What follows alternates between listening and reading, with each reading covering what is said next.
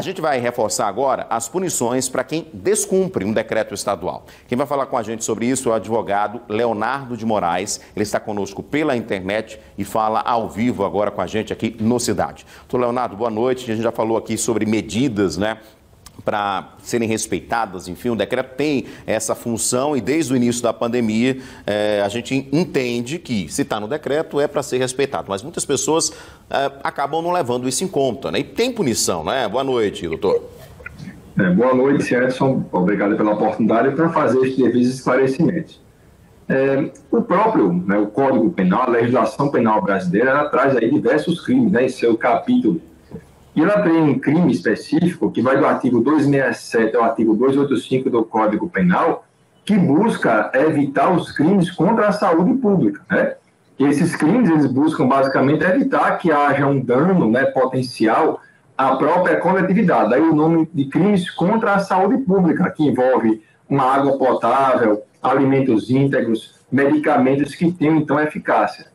E dentre esses crimes, existe um crime que vai justamente nesse ponto que ataca as aglomerações diante da Covid-19, que é o crime chamado de infração de medida sanitária preventiva, que é do artigo 268 do Código Penal. Vocês devem saber sobre isso.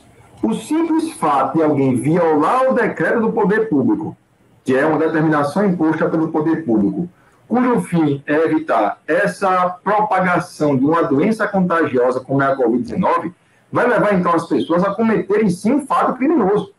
E esse crime, que é no artigo 268, traz uma pena que vai de 1 a 1 ano, mais a aplicação do ano. Então, o decreto governamental ele busca evitar aglomerações. Se ele quer evitar com que as pessoas circulem em via pública em local que há muita gente, né, reunida, como acontece com a orla, como acontece com as praças, sem estar com a máscara, isso não é a opção das pessoas. Elas estão sim praticando um crime sujeita a uma punição em âmbito criminal, que é o crime do artigo 268 do Código Penal. E é essa infração justamente a medidas sanitárias, né? Querer conter, na verdade, qualquer tipo de medida que seja tomada. Nesse caso específico nosso agora, a Covid-19. Quer dizer, é aberto lá em relação a medidas restritivas sanitárias, que podem ser várias, dependendo da ocasião e da situação. Não é isso, doutor? Isso. Qualquer violação ao decreto governamental, ele viola uma determinação do poder público, né? E o decreto agora, ele busca justamente evitar esse espalhamento, esta propagação da Covid-19, que é uma doença contagiosa. Então, qual é a consciência das pessoas? Imagine, então, que alguém está circulando na praça, né, caminhando, e ela está sem a máscara, por ser local aberto. Ela violou o decreto. E não importa se você se você, por esse comportamento, não transmitiu a doença para ninguém. O simples fato de violar o decreto governamental leva a uma figura criminal, que pode levar, então, à punição em âmbito criminal das pessoas. Isso traz várias complicações. Quem trabalha com licitações é um problema. Quem quer fazer concurso público, a análise de vida pregressa quer perceber que você, sim, infringiu a norma penal e pode não ocupar o concurso público, um cargo público, que pode ser o seu sonho. E, claro, com reflexos em âmbito criminal.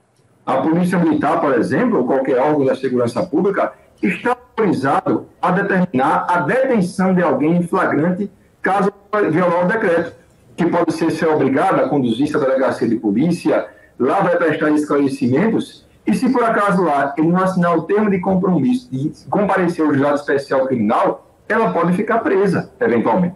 Então, as pessoas têm que entender que estamos diante, quem sabe, da pior pandemia da história da humanidade, não em números absolutos, mas sim que com toda a medicina, com o avanço que acontece hoje, não consegue ainda uma solução final a esse problema que acomete o mundo inteiro. Então, Edson, só para deixar bem claro, violar o decreto, andar em via pública sem máscara, andar com máscara, estando com sintomas de gripe, que o decreto impõe que você fique em casa, representa então uma violação do decreto. E esta violação, Edson, corresponde sim ao cometimento de um crime presente no artigo 268 do Código Penal. E, doutor, só para a gente esclarecer, porque muitas pessoas ainda acham, não, mas eu tenho os meus direitos, o meu direito de não usar a máscara, mas não se enquadra nessa situação. O direito da pessoa em relação a esse problema que é de um todo, é da sociedade, não é? Isso. Neste caso, Edson, o direito individual de ir e vir, ele não é eliminado.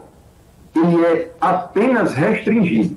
Perceba, o meu direito particular de circular em via pública da forma como ele quiser, ele perde espaço, ele tem menor valor do que o interesse público, que é a propagação desta doença, que trouxe prejuízos à economia, várias pessoas perderam o emprego e, pior, pessoas perderam a vida.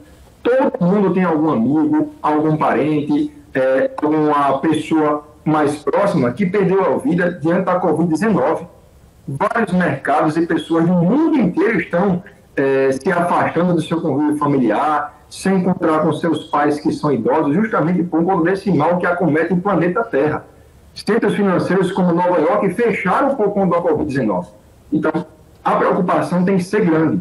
Quanto mais nós viemos a respeitar o decreto estadual, mais rápido vai passar a pandemia. E a nossa vida vai voltar ao normal e as vidas, felizmente, elas serão perdidas, né, em um grau menor. Já que se anuncia hoje em dia, é uma vacina, né, que pode chegar, já começou a ser aplicada em vários locais do mundo e possivelmente a gente vai conseguir se livrar desse mal, pelo menos em níveis suportáveis, até o próximo ano.